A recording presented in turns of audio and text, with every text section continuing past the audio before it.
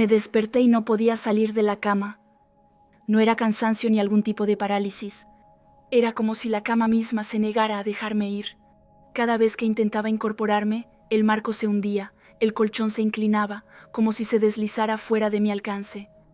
Me aferré al borde, pero se hundió como si fuera de goma. Mientras más lo intentaba, más se hundía. «Vamos», susurré mientras intentaba pasar una pierna por encima, pero mis talones se hundían en las sábanas, como si estuvieran hechas de agua. Una sensación extraña me invadió. El aire en la habitación era extraño, distorsionado. La mesa de noche ya no estaba en su lugar. Estaba inclinada, su cajón medio abierto, y cuanto más intentaba alcanzarla, más parecía alejarse. La lámpara de arriba parpadeaba. Había ropa desordenada, como si hubiera habido un derrame de petróleo, por todas partes. Puse mis manos sobre la cama y empujé.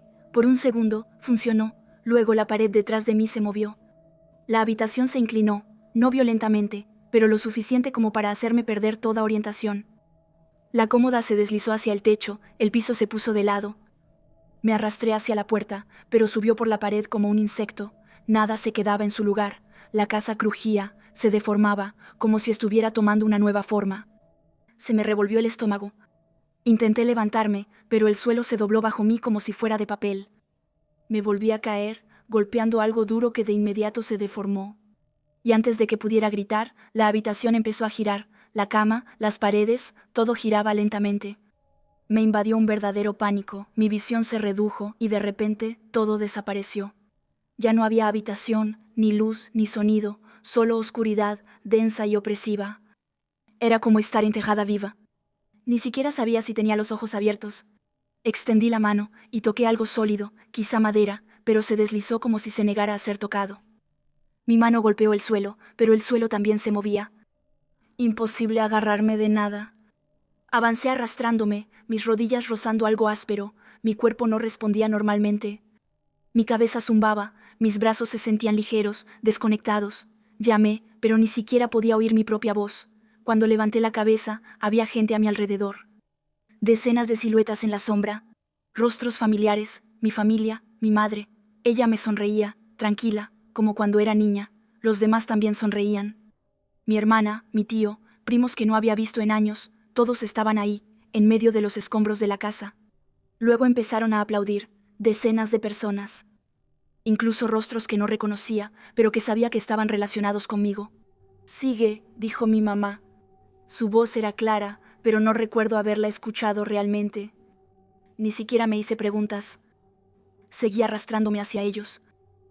Cada movimiento provocaba un dolor sordo en mis pies, pero seguía adelante, quería alcanzarlos. El suelo debajo de mí cambiaba todo el tiempo. Alfombra, luego yeso, luego algo filoso. Me arañaba las manos. Cuando miré hacia abajo, el suelo había desaparecido. Era piedra. Gris, agrietada. Había hierbas creciendo entre las losas. Parpadeé, tratando de entender, pero las sombras no dejaban de moverse. «Lo estás haciendo bien», dijo alguien, pero no veía quién era. Los aplausos se volvían más fuertes, resonando a mi alrededor. Sonaban huecos. Sus sonrisas empezaron a cambiar, como si estuvieran ocultando algo. Sus ojos no parpadeaban. Ninguno se acercaba. Se quedaron ahí, mirándome. «Ayúdenme», grité, pero nadie se movió. Un dolor intenso atravesó mis tobillos. Empecé a llorar. O tal vez ya llevaba mucho tiempo llorando. Me volteé boca arriba tratando de respirar. Mis piernas estaban pesadas, torcidas. Todo mi cuerpo vibraba. El aire a mi alrededor cambió, más fresco. Viento. Viento de verdad esta vez. Lo sentí en mi rostro. Levanté la vista y vi luz. No era el sol, sino haces blancos que se movían en la oscuridad. Linternas. Al principio pensé que estaban muy arriba, sobre un techo invisible. Luego la luz reveló formas, rocas, una pendiente, árboles alrededor. Una voz gritó mi nombre, esta vez de verdad, cansada, urgente. «Aguanta, te vemos». Los aplausos se detuvieron de golpe. Miré a mi alrededor, ya no había nadie, solo oscuridad y la luz arriba. Intenté levantar la cabeza, me dolía. El mundo daba vueltas, vi cuerdas bajando, siluetas moviéndose, personas reales. Quise hablar, pero mi mandíbula se negaba a moverse y tenía sabor a sangre en la boca. El dolor en mis pies latía al ritmo de mi corazón. Bajé la mirada y vi los restos desgarrados de mi arnés de escalada y un hueso que atravesaba mi pantalón. Mi mente empezó a comprender, no estaba en una habitación. No estaba en mi casa, estaba afuera. No te muevas, ya vamos, gritó una voz. Miraba fijamente las luces sobre mí, la tierra que caía, y por primera vez lo sentí todo. Y solo quise perder el conocimiento. Cuando volví a abrir los ojos, había movimiento por todas partes. Botas, voces, gente llamándose entre sí. Una lámpara apuntó a mi cara. Mierda, está vivo. Era Evan. No te muevas, amigo. Tuviste una caída tremenda. Solo podía gemir. Él se acercó. Tu arnés se soltó allá arriba. Caíste de al menos 20, quizá 25 metros. Ni siquiera entiendo cómo sigues con vida. Intenté moverme, pero el dolor explotó en mis piernas. Como una descarga eléctrica. Sangre en la garganta. Toda la parte baja de mi cuerpo estaba desalineada, rota, hinchada. Quédate inmóvil, me dijo. La ayuda está en camino. Yo miraba el cielo, las estrellas, las rocas a mi alrededor. ¿Cómo seguía viva? Veía la huella de mi caída, las ramas rotas, la piedra arrancada, y los recuerdos volvían. El cuarto, los aplausos, mi familia. Nada tenía sentido. Quizá era mi mente intentando sobrevivir. Quizá. Los rescatistas llegaron aproximadamente 1 hora después. Revisaron mis signos vitales, inmovilizaron mis piernas y aseguraron mi cuerpo. Cada movimiento era una tortura. Estaba convencida de que nunca volvería a caminar. La subida fue larga, muy larga. A cada metro sentía que la cuerda tiraba. Intentaba no pensar en lo cerca que estuve de la muerte, pero era imposible. Arriba, las luces azules y rojas parpadeaban. Alguien me cubrió con una manta. Sentía que habrían hecho lo mismo si yo hubiera muerto. Más tarde, dijeron que era un milagro, que esa caída debería haberme matado. Ambos tobillos estaban destrozados, una pierna rota, la clavícula fracturada, pero estaba viva. La recuperación fue larga. Meses de rehabilitación, operaciones, dolores constantes. Hoy camino más o menos normalmente. Pero me tomó más de 1 año, y obviamente ya no escalo. Pero estoy agradecida de estar viva, y agradecida por esta experiencia extraña, que tal vez me salvó de morir. Y a veces, incluso hoy, todavía escucho esos aplausos en algún rincón de mi cabeza.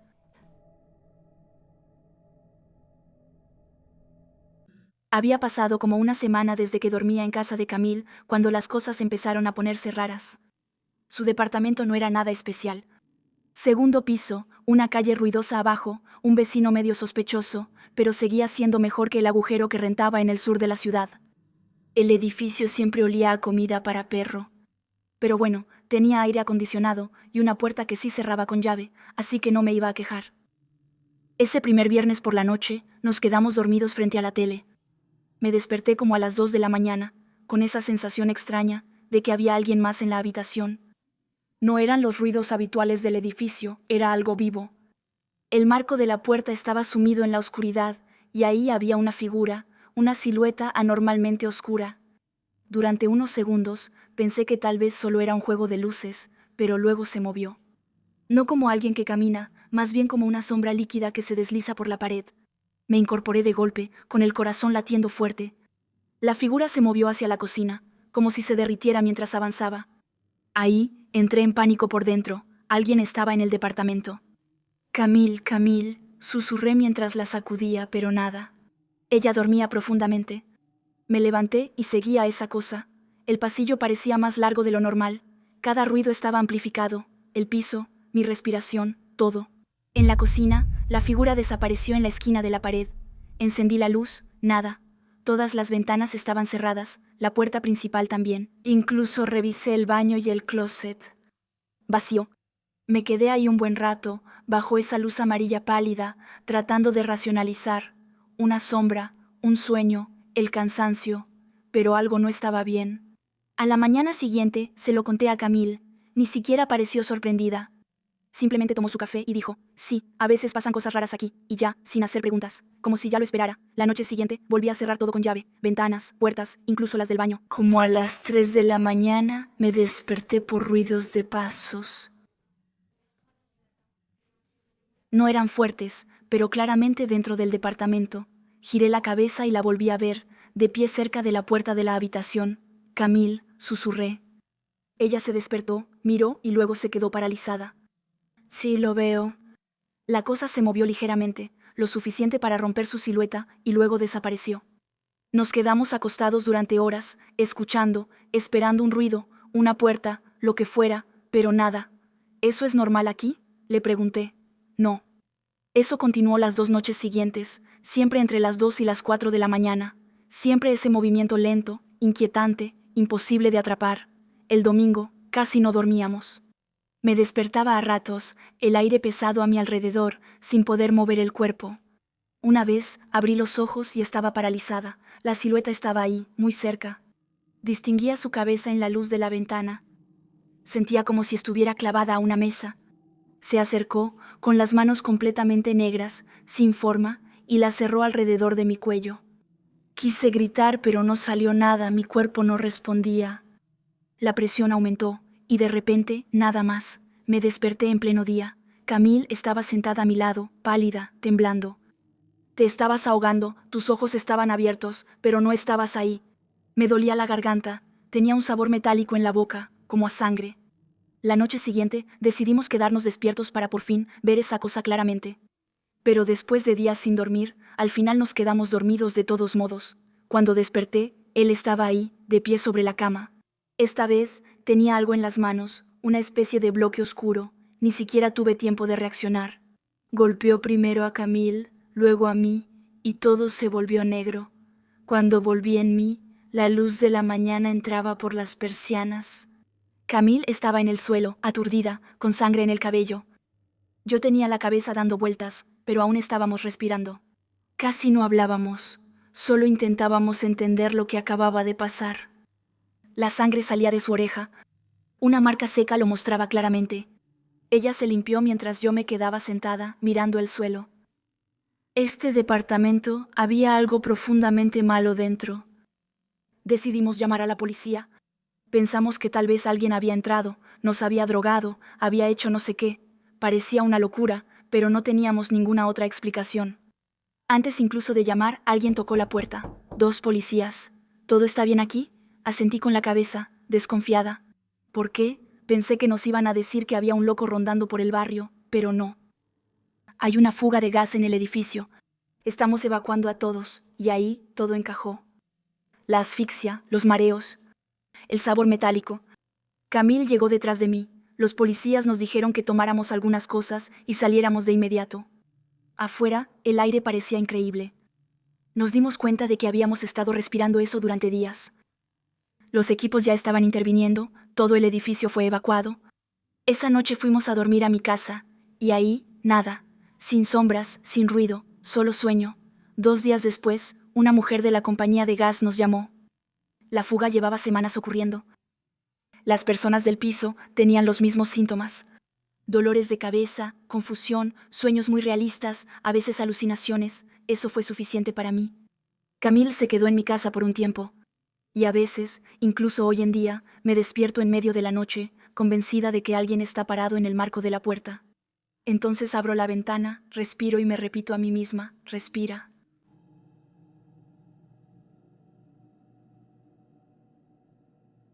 La historia se desarrolla en una zona remota del Reino Unido, pero para proteger a las personas involucradas, no daré el lugar exacto.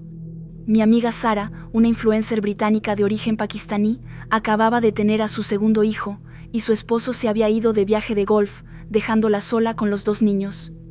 Ella estaba acostumbrada a estar sola, ya que su esposo trabajaba a menudo lejos de casa y se iba regularmente de vacaciones con sus amigos, dejándola a cargo de los niños. Era una noche de octubre tormentosa, con muchos truenos, así que había muchísimo ruido. Empezó a sentirse incómoda, sobre todo porque oscurecía muy temprano y su casa está bastante aislada, así que todos los ruidos exteriores se sentían diferentes. Como a las 9 de la noche, acababa de terminar una taza de café en la cocina. Los niños dormían y Sara estaba revisando que todo estuviera bien cerrado para la noche. Regresó a la cocina y notó que la puerta trasera estaba ligeramente abierta. Comenzó a acercarse, pero de repente sintió un mareo intenso. Se tambaleó y luego se desmayó. Sara recuperó lentamente el conocimiento, sentada en una silla en la cocina. Lo primero que notó fue su respiración pesada por la nariz. Sintió algo que cubría su boca y al mover ligeramente los labios, se dio cuenta de que era cinta adhesiva que los mantenía cerrados. Entró en pánico de inmediato e intentó hablar, gritar, pero la mordaza se lo impedía. También intentó moverse, pero pronto se dio cuenta de que sus manos estaban atadas detrás de la silla. Al bajar la mirada, vio que estaba completamente sujeta a la silla con cinta adhesiva y que sus pies también estaban atados. Su respiración hacía que la cinta pegada en su boca se inflara y se contrajera.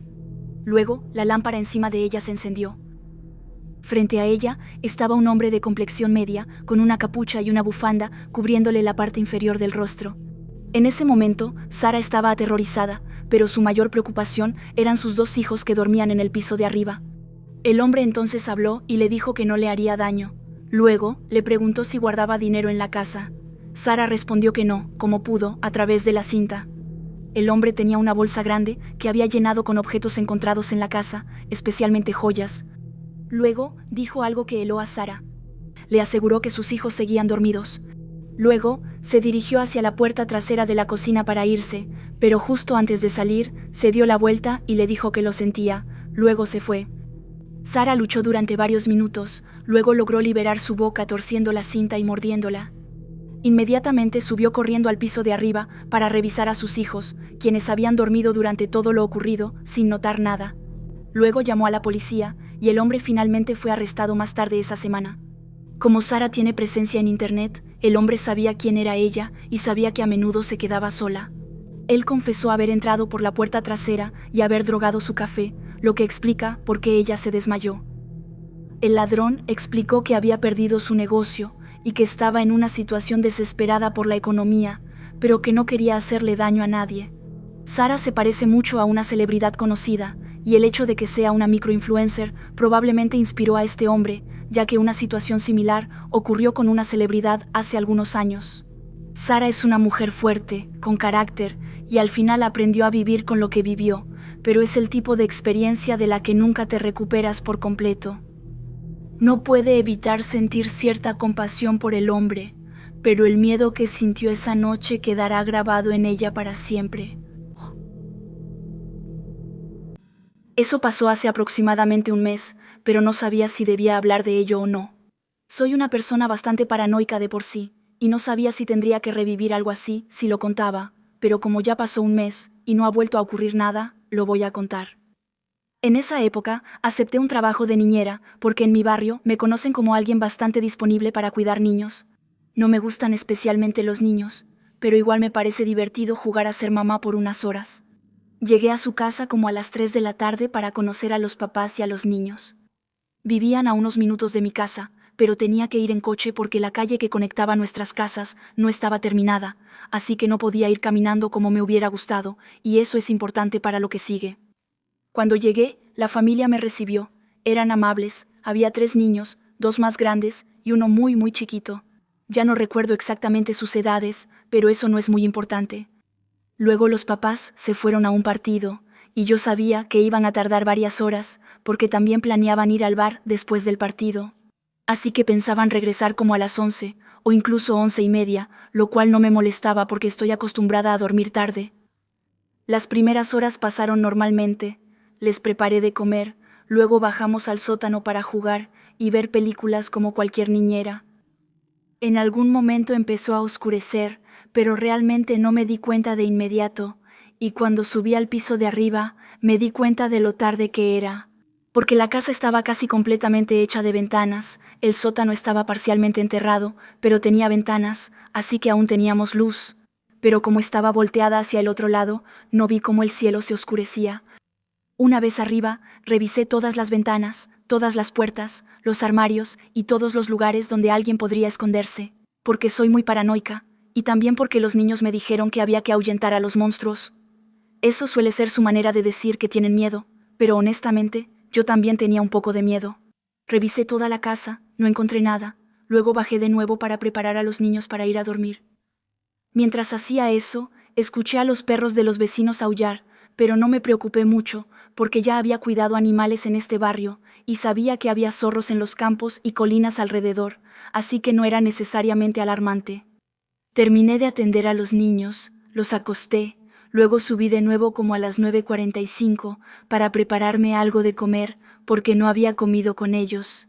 No quería comer su comida y pensé que esperaría a que se durmieran para servirme tranquilamente. La verdad, el mejor momento cuando haces de niñera es poder agarrar cosas de la despensa sin que los niños te pidan lo mismo. Al subir, de repente me di cuenta de que había olvidado por completo cerrar la puerta de entrada con llave, porque estaba demasiado concentrada en el resto de la casa. Fui a cerrarla de inmediato. Era una cerradura moderna, con un código de entrada, pero también había un cerrojo arriba para mayor seguridad, y claramente, ese cerrojo fue lo que me salvó de una noche mucho peor. Los vidrios alrededor de la puerta eran opacos, así que no podía ver claramente hacia afuera, pero no noté nada fuera de lo normal. Luego fui al baño, que está casi justo detrás de la puerta principal, un poco hacia un lado, así que desde la puerta del baño. Tenía una vista parcial del porche y de una parte del jardín de enfrente, pero sin distinguir claramente las formas. Me tomé mi tiempo, estaba viendo videos en mi teléfono, luego terminé, abrí la puerta y ahí vi una silueta justo frente a la puerta principal. Me quedé completamente quieta de inmediato, por miedo a que pudiera verme moverme dentro. Lo vi levantar lentamente las manos y ponerlas contra el vidrio para intentar ver a través, y pude distinguir que era un hombre de piel oscura. Ese detalle se me quedó grabado en ese momento. Luego lo vi bajar las escaleras. Por suerte, había apagado todas las luces de la casa, así que tal vez pensó que no había nadie. Sobre todo porque mi coche estaba estacionado al otro lado de la calle, así que daba la impresión de que la casa estaba vacía. Cuando lo vi alejarse, lo observé por la mirilla de la puerta y lo vi cruzar la calle, acercarse a mi coche e intentar abrir las manijas de las puertas. Luego, después de unos minutos, se fue por la calle y desapareció de mi vista.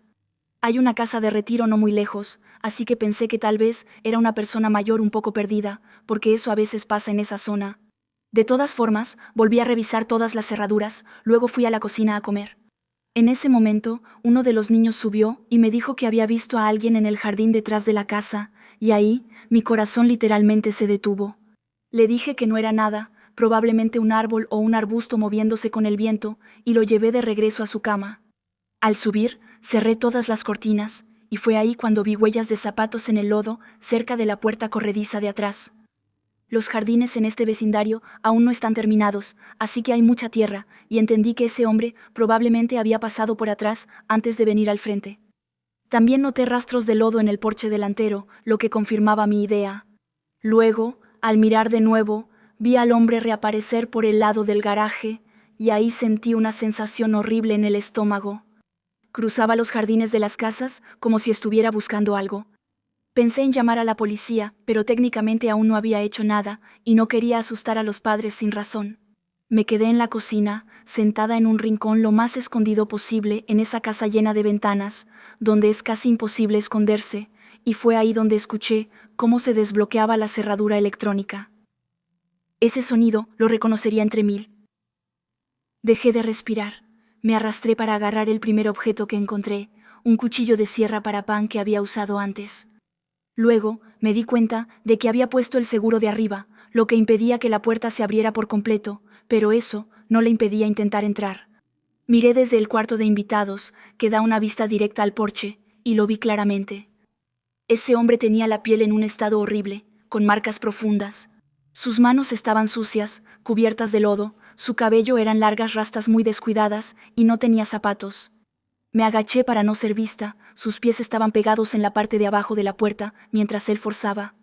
Me arrastré hasta la puerta, arranqué la junta de goma de la parte de abajo, luego deslicé el cuchillo por debajo y empecé a hacer movimientos rápidos de adelante hacia atrás, y fue entonces cuando lo escuché salir corriendo. Inmediatamente llamé a los papás, ellos ya estaban regresando y les expliqué todo, incluyendo por qué la parte de abajo de su puerta estaba completamente dañada. Hasta el día de hoy, todavía no sé qué quería ese hombre, ni si realmente lo llegué a tocar con el cuchillo. Unos meses después, vi en las noticias que un hombre había sido arrestado en mi ciudad por tráfico de drogas e intento de robo en varias casas. No tengo ninguna prueba de que fuera él, porque no había cámaras en la casa ni en las casas de los vecinos, pero me dio escalofríos. Desde esa noche, sé una cosa, nunca volveré a vivir sin cámaras ni sistema de seguridad. Y, irónicamente, ni siquiera tuve tiempo de comer los bocadillos que estuve esperando toda la noche. Eso pasó hace varios años, y durante mucho tiempo dejé de hablar de ello por completo, no porque ya no fuera importante, sino porque la gente suele reaccionar con el beneficio de la retrospectiva en lugar de mostrar empatía. Preguntan qué debiste haber hecho, sin entender lo mucho que el miedo puede reprogramar completamente tu cerebro en ese momento. Pero creo que quienes escuchen esto lo entenderán, así que aquí está. En esa época, vivía en un departamento en el segundo piso, en Carolina del Norte, en un vecindario tranquilo, de esos lugares donde los vecinos se saludan amablemente, sin realmente conocerse. Trabajaba como asistente médica en una pequeña clínica, y generalmente regresaba a casa al anochecer. Ese día, llegué a casa un poco después de las 5 de la tarde. Desbloqueé la puerta, entré, y luego la dejé cerrarse detrás de mí, con un pequeño clic sordo. Puse mi bolso sobre la barra, mi teléfono al lado, y me quité los zapatos, sin pensar en cerrar la puerta con llave. Como lo había hecho decenas de veces antes, sin pensarlo, mi pareja debía llegar en menos de una hora. Ese día se acabó esa costumbre. Fui al pasillo, hacia la habitación, guardando ropa y escuchando a medias el ruido del tráfico. Afuera estaba colgando ropa. Cuando escuché que se abría la puerta de entrada, sonreí instintivamente y dije: «Hey, estoy en la habitación». Pero nadie respondió. Esa incomodidad inexplicable se instaló de inmediato. Salí de la habitación y entré a la sala. Había alguien cerca del mostrador de la cocina. No llevaba máscara, no tenía nada en las manos, simplemente estaba ahí. Un hombre que nunca había visto, mayor que yo, que me miraba en silencio, como si lo hubiera sorprendido. Por un segundo, tontamente, pensé que se había equivocado de departamento, pero esa idea desapareció cuando no se disculpó ni se movió. Levanté la voz y le dije que se fuera. Inmediatamente. Traté de parecer segura, más fuerte de lo que realmente era, pero él no reaccionó. En vez de eso, tomó mi teléfono, luego mi cartera, luego mis llaves, uno por uno, tranquilamente, como si tuviera todo el tiempo del mundo. Y fue ahí cuando el pánico realmente se apoderó de mí. La única otra forma que tenía de contactar a alguien era mi computadora portátil, que estaba sobre el escritorio, cerca de la ventana. Corrí hacia ella, la agarré y pasé corriendo frente al hombre para llegar al baño. Cerré la puerta de golpe y la aseguré justo cuando escuché pasos detrás de mí. En unos segundos, la manija empezó a moverse. Corrí al closet, también aseguré esa puerta y me dejé caer al suelo. Mis manos temblaban tanto que me costaba trabajo abrir la computadora. Me conecté a la primera aplicación de mensajería que se me ocurrió y le mandé mensajes desesperados a mi pareja, suplicándole que llamara a la policía. Él respondió rápido, me dijo que la ayuda venía en camino, que salía del trabajo, y yo me quedé ahí, acurrucada, escuchando. La puerta del baño se abrió, unos pasos se acercaron, la puerta del closet fue sacudida violentamente, y luego, nada más. No grité, no lloré, no me moví, estaba completamente paralizada, convencida de que si la puerta cedía, sería el final. La gente suele preguntar por qué no hice nada más, pero no tengo una respuesta satisfactoria. El miedo no siempre se traduce en acción, a veces se parece a una parálisis total. Los ruidos se alejaron, escuché objetos caer, puertas de armario abrirse, vidrios romperse, el tiempo parecía estirarse. Ya no sabía cuánto tiempo llevaba ahí, le escribí a mi mamá, ella vivía a cientos de kilómetros, le dije que la amaba. Le pedí que siguiera contestándome, aunque yo no siempre pudiera responder. No quería estar sola. Luego, finalmente, la puerta de entrada se abrió de nuevo, esta vez acompañada de gritos. Reconocí la voz de mi pareja y todo se volvió borroso. Recuerdo al intruso siendo sometido, a mí sentada en el suelo temblando, las luces de la policía a través de las ventanas. Los policías llegaron más tarde de lo que me había parecido. Pero el miedo deforma el tiempo. Se llevaron al hombre y recogí mis cosas. Respondí a las preguntas mecánicamente, y al irme, un policía me dijo que siempre debería cerrar mi puerta con llave. En ese momento, sentí que me estaba culpando, pero después entendí que solo era por experiencia. El evento en sí duró menos de una hora, pero sus consecuencias duraron años. Incluso después de mudarme a una ciudad más tranquila, en un edificio más seguro, con una sola entrada, ya no podía dormir. Cada ruido me parecía una amenaza, cada noche sentía que algo iba a pasar. Al final entendí que el miedo no estaba relacionado con el lugar donde vivía, sino con ese sentimiento de impotencia. Así que hice algo difícil, me inscribí en clases de defensa personal. Al principio me mantenía al margen, evitaba la tensión, pero poco a poco fui reconstruyéndome. Algo que pensé que había perdido, mi confianza, mi control, la confianza en mí misma. Incluso hoy, la persona que fui en ese armario todavía existe, pero ya no me define, ya no la juzgo, sobrevivió como pudo, y ahora sé más. Si has vivido algo así y todavía te sientes atormentada, debes saber que no eres débil ni estás rota.